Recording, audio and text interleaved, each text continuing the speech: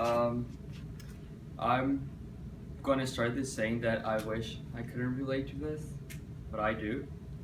On March 31st in 2014, I was outed of the closet to my parents. I had no say in it. My parents got a text revealing to them my sexual orientation, and yeah, it was really hard, but I told them that the reason I hadn't talked about it, it was because of fear of their hate, their intolerance, and most importantly, the rejection. I was really afraid that they would kick me out of my house. They didn't. But I would only start a very stressful and upsetting journey. And after overcoming depression and anxiety, I can now look back and feel not only accomplished but empowered. However, this is not everyone's case. The reason to why I decided to support the charity I'm going to talk about came to me not too long ago. I was watching a presidential debate, and the topic that was being discussed was marriage equality. One of the people that was with me said, "I do not get why these people need more special rights. I do not get why do they think that they're entitled to something that they're not, to be protected of something that does not exist." And this made me think, why do LGBT people still need to be protected from something? Who can protect us? What can protect us if it's not the law? This is why I decided to support the Trevor Project.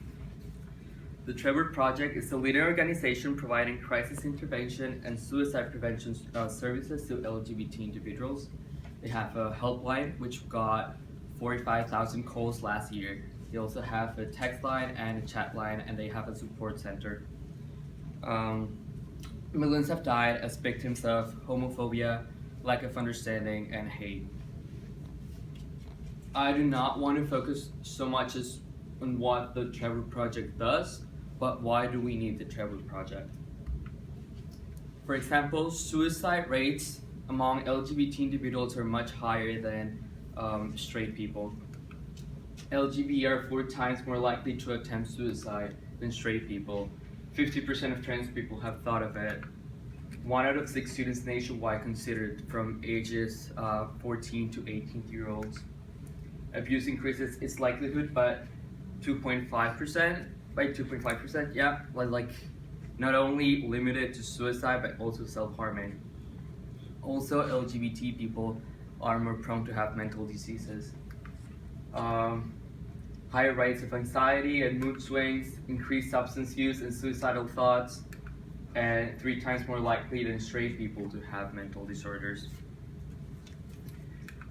Whoever said that words not kill clearly has never had to endure such attack like LGBT people have to. However, if it's as if words weren't enough, physical attacks are on the rise.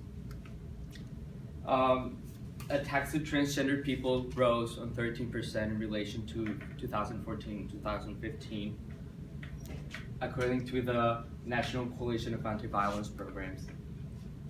According to the FBI, on the percentage of all hate crimes, 20.8% of them were classified as hate crimes because of sexual orientation, which is 1,200 cases of people.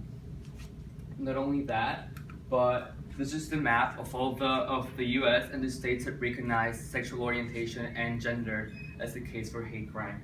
Out of all the 50 states, only 17 recognize that. It's only 8.5% of the whole U.S. I know what you may be thinking. How does this relate to me? I'm not LGBT. I may not have an LGBT friend. Why should I care? But really, you may know it and you don't know. 4% of the population are considering themselves as LGBTs. This makes 12 million people in the US. Not only that, but 11% have expressed some kind of affection to the same gender, and 8.2 have involved themselves in sexual acts with people from the same gender. You can see how many millions are that. If so many people have admitted that they have done it, why only 4% of people have considered themselves LGBT? Rejection, homophobia, lack of understanding, fear, call it however you want. Now, the thing about the Trevor Project is that it can do little to fight the people who perpetuate the hate, but can do a lot for the ones who are affected by it.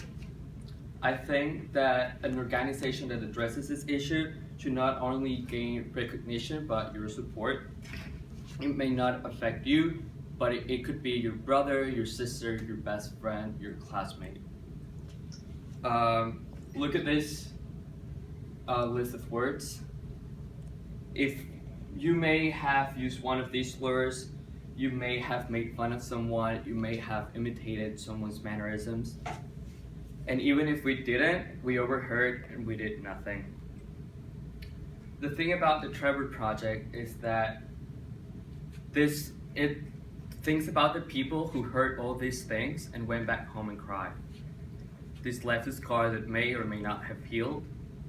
However, I do not blame you if you did nothing. I do not blame myself because I did nothing and I have heard that too. However, this trip back home to cry may also be a trip back to a therapist, to a hospital, or the morgue. I hear all the time people say to other people, it gets better, but I think that everyone can make it better. So whether if it's like a physical or verbal attack, whether if it's like some stranger or someone you love, I urge everyone to donate to the Trevor Project. Thank you.